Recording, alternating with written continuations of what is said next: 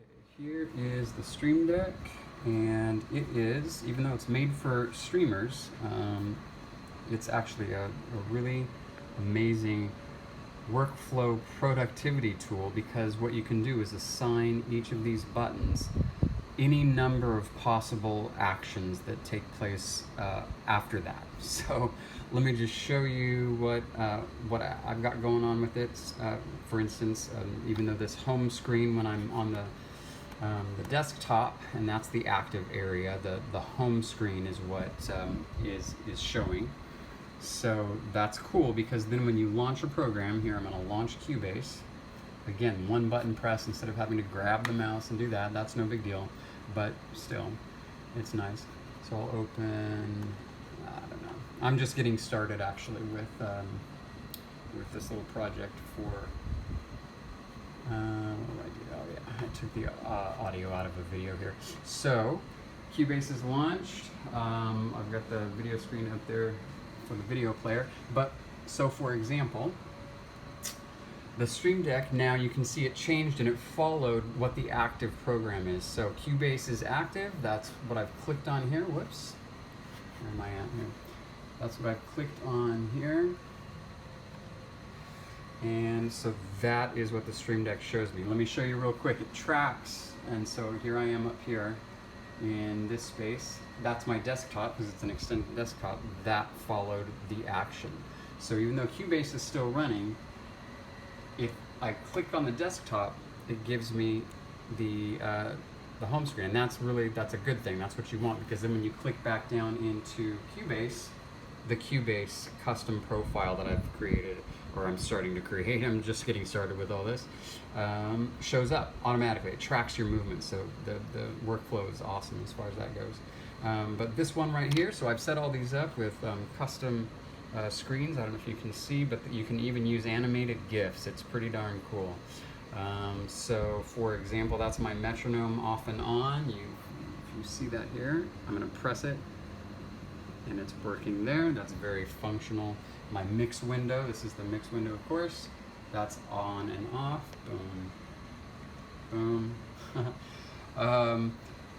Markers I've already set up, so each marker that I've got going here, so much faster than using a mouse. I'm going to go ahead and launch. This is my the video player window. So launching the video player gives me my video screen up there. And what do I have here? There we go. Okay.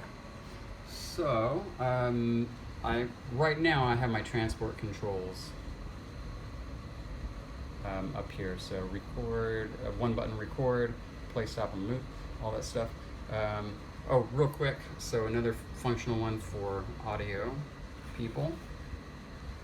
Over here, if I'm working in the project window, I don't know what program people are using, but anyway, this is Cubase. And if I wanted to edit this MIDI part here, I'm doing my work right, to get it closed so that I can see the project window, what's underneath this, rather than having to go over here and close it right there or over here. I can just press, it's already assigned to, that's my MIDI, since I'm usually editing MIDI here, I put a MIDI symbol, but it just closes it like that, open, close, it's awesome. The mix window itself, I think I already showed you that. I have set this up for deeper when I'm doing actual mixing later. I'm going to actually populate that with what I find to be useful, but it's waiting for that sort of stuff. Controls it. Anyway, you can see how cool this is. Just for working within a program. So it's not just for it's not just for streamers, though you can use it for all that stuff too, of course.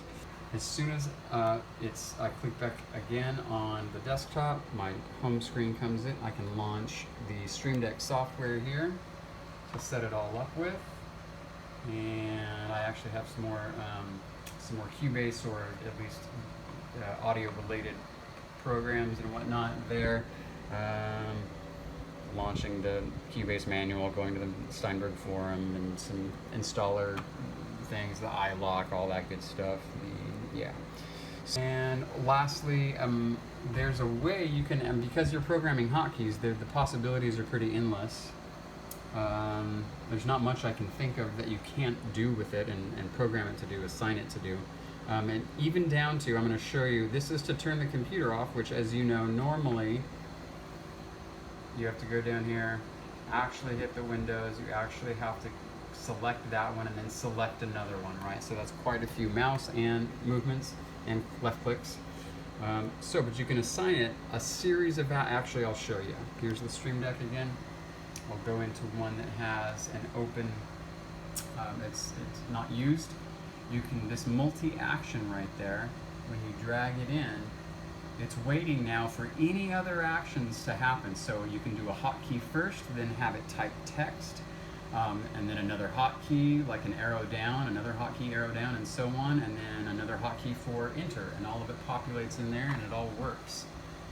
And so let me just show you the last one, because it's going to shut my computer down. Let's make sure I don't have anything running, make sure my audio is down. I don't want to blow my speakers. Here's shut down, and I'll show you the screen. It actually just does it. I'm not touching anything, I'm not moving the mouse, shutting down for me. Cool.